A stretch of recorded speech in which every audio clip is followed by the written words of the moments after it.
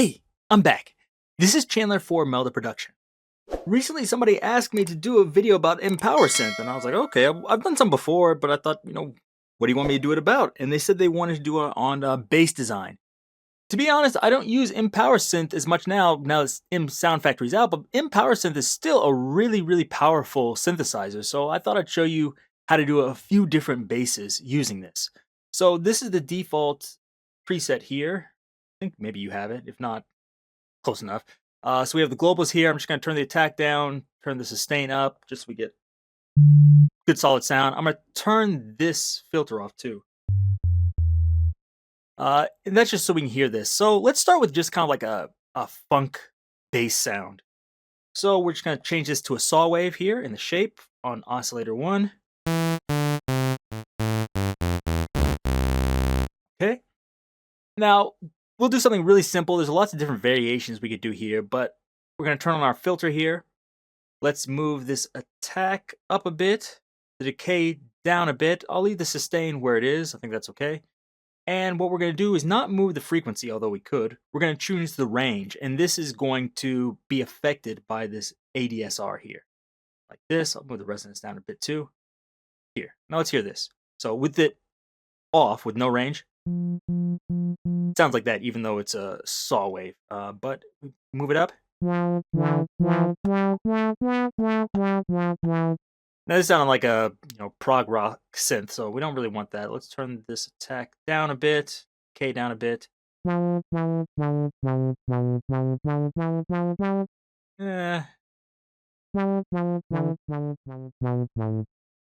Now the reason this is because I have the resonance too low. I can move this up like this. Now,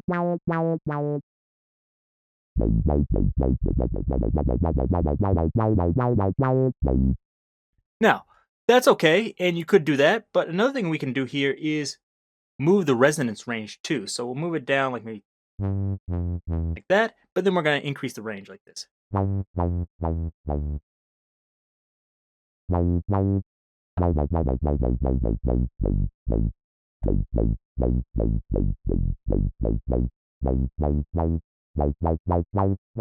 Might also change this from a 12 decibel per octave low pass to 24. I'm hearing that, which I don't want, so I'm going to turn this down. And you can adjust this however you want, but I think that's pretty good. Maybe the only other thing I'd do is maybe put some reverb or something on this. Don't really need that though, but whatever. Let's see here.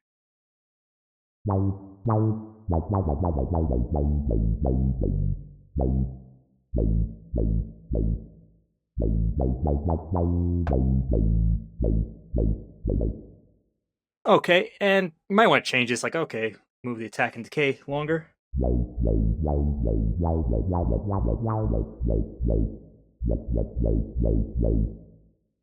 So you can do whatever you want with that, but I think that's kind of good enough. Hopefully you get the idea there. There's more you can do there, but let's start over and let's do another one. This time, let's do kind of a big analog bass sound. So I'll turn the sustain all the way up for this. For this one, we're going to use another saw wave here, like this. Make sure we turn that filter off. And then on the other oscillator, let's use a square wave. So make sure I move from harmonics to normal here. Choose square. And let's move this down an octave.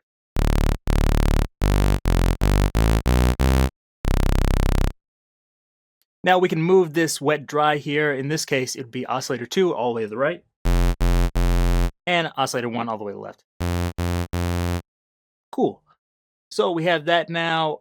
The next thing we probably want to do is do a filter. So let's do the same thing, but this time, let's have it go straight down. So move the attack to 0, move the decay to, let's say, 200 something, 300 something, and move the sustain down to 0. So we're going to do the same thing with the frequency. I'll leave this at 0 octaves, but we could move that up or down if we wanted to. Leave the resonance, move it down a little bit, and let's increase the range here. So it's going to start up here and then gradually move down. So let's hear this.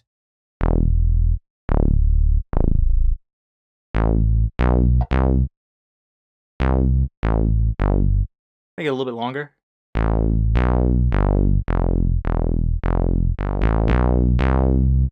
Sounded pretty good.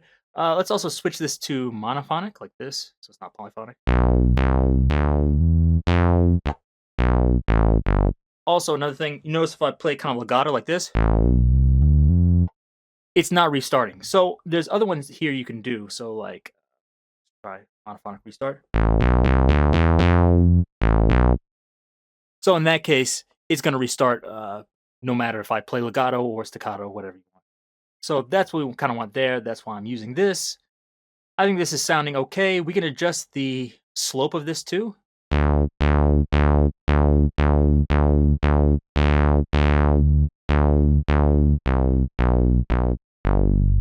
Now, if we want this to sound a little bit more analog, we can add some drift to it. So we'll just take this global pitch here. We're going to use a mod, clear and learn. Just move this a little bit. Turn it off. And what we're going to do is just go into the random section here. And we're going to use full range, set the value to 0, and increase or decrease the depth. And this is going to move it up and down. So it's not on yet. Actually, I'll restore original values when disabled, so it'll go back to 0. Now when we turn it on, play something.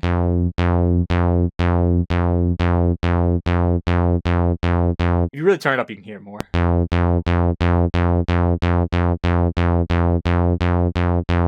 Probably don't want that much, so just do a little bit.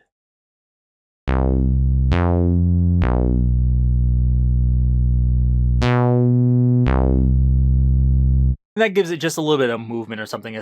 You can't hear it so much here, but with other instruments, it becomes more apparent. And then we can just put another reverb on here if we want. Try ethereal, like this.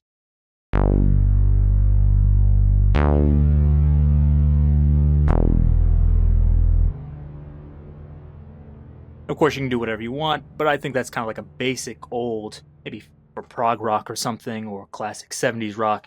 You could use this sound. So from there, let's start over again. Let's do an FM bass sound, so that may not be so apparent. Move that attack back down to 0. Move the sustain up, sorry. And change it to monophonic again. We have this oscillator here at 1. We're going to switch this to a sine wave, even though it's already a sine wave here. And what we're going to do is go to oscillator 2 as well. Also a sine wave. Now we're just getting 2 sine waves, right? But what we can do is switch this mix mode here to frequency modulation like this. Don't really hear too much because they're both sine waves. But if we move this up an octave, oh, turn the filter off too.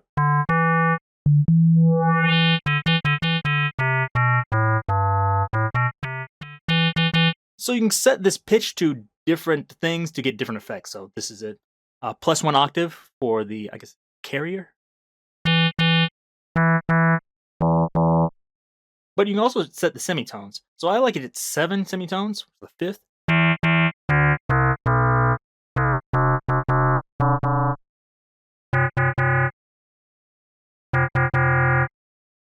So there's lots of things you can do with that. I'm going to leave it at 7 here.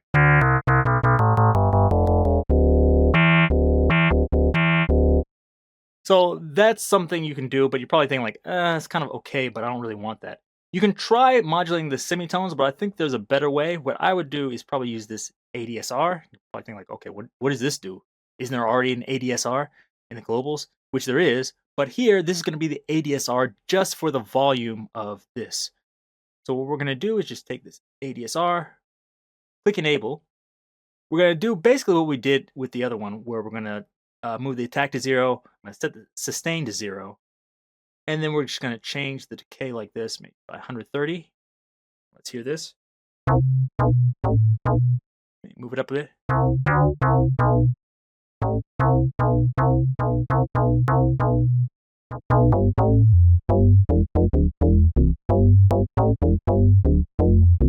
And the same thing with this. If I play legato, you don't want that. So all you have to do is just go in here to the globals and click restart or brutal.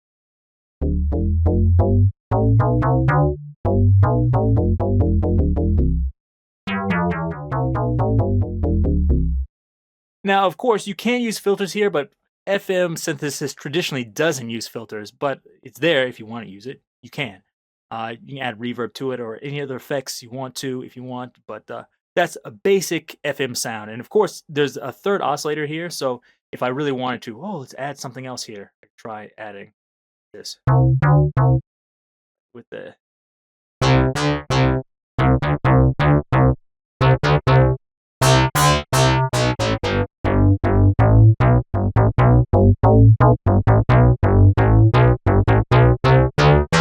And of course, there's all these transforms you can kind of play with too.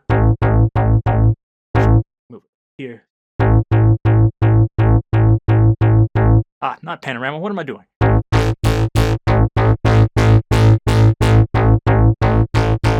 And there's lots of other transforms you can do in here that are sometimes interesting. Sometimes they make a mess, but you get the idea. So there's a lot of things you can do with this, with the FM.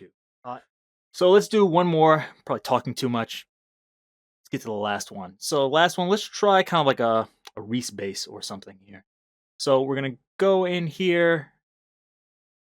Before we get into oscillator 1, let's do oscillator 2. You might be wondering, why am I doing this? Oscillator 2, I'm going to just use a sine wave here. Move it down. You might be wondering, why am I just using a sine wave? And I'll show you in a second. What we're going to do is we're going to use a saw wave here, like this. And we're going to use unison, in this case, 2. Like that.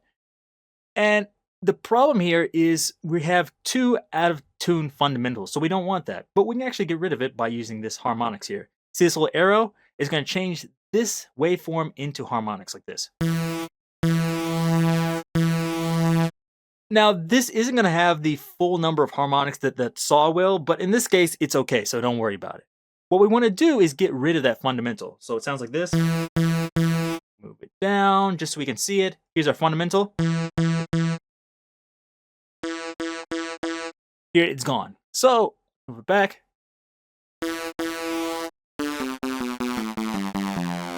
Not quite as full, but we can fix that. We're going to turn that oscillator 2 with a sine wave on. That's the exact same thing as our fundamental, except now it's not being detuned. It's perfectly in tune, like this.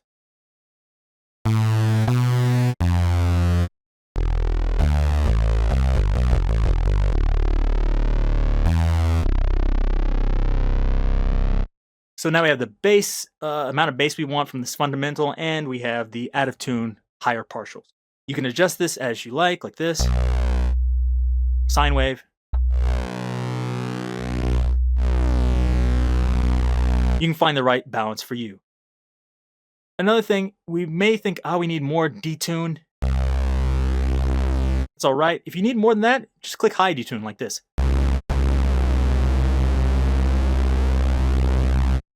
And as you expect from a Reese bass, as you move up, the beating sound, that bub gets faster.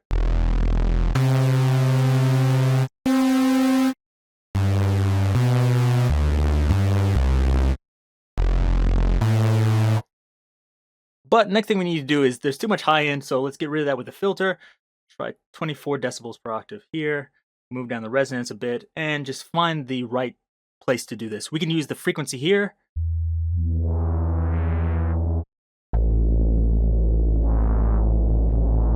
But sometimes I find, I don't want it key tracked. So you see this is in octaves. If we just want it to be a constant frequency, just click constant here.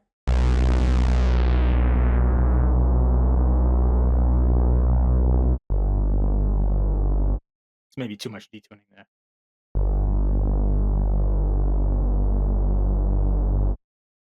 So we can use this constant frequency, and sometimes that works better. Now from here, what we can do is make sure this is large enough to see it. I want to see the meters so I can see the actual output. We're going to move the output down, and then we're going to turn up the drive and the saturation like this. And now let's use the saturation.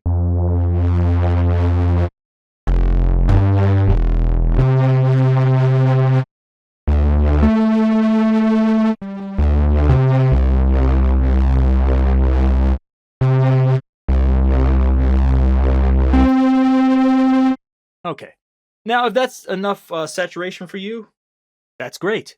I think for this type of bass also, you might want to set the tuning depending on how low you're going to play. If I'm going to play down in this range, maybe I want it to beat a little bit faster, so I might turn the detuning up.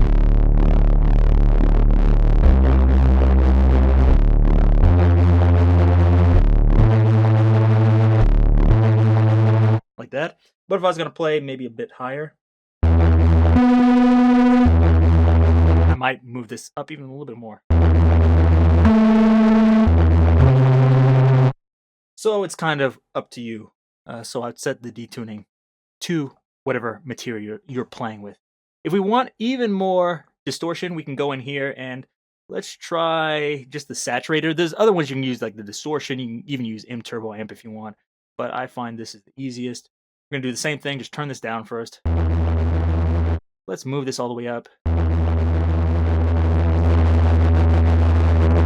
And lots of clipping there.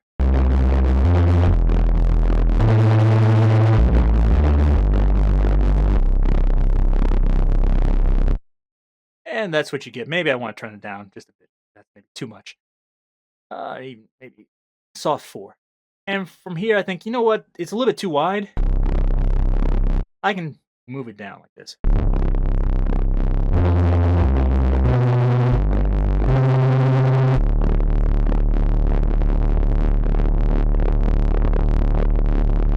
And maybe you like the width on the sides, but you think, having low end sounds like that, maybe it's not what I want. So I can just use stereo processor here. Pop this out so I can see it. And for the low end, everything below maybe like 100 hertz, we can just make it mono.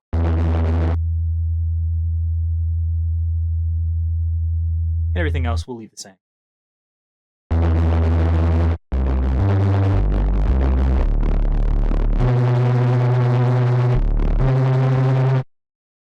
Okay. Bad playing, but I think you get the idea.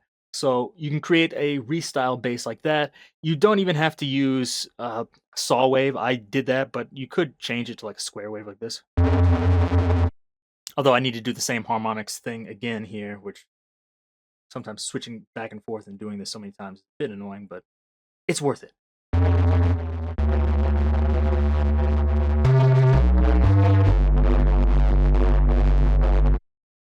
If you don't like the waveforms here, like, I want something different, you can go in here and there's some available other things in here, like, oh, let's try this. Different saw.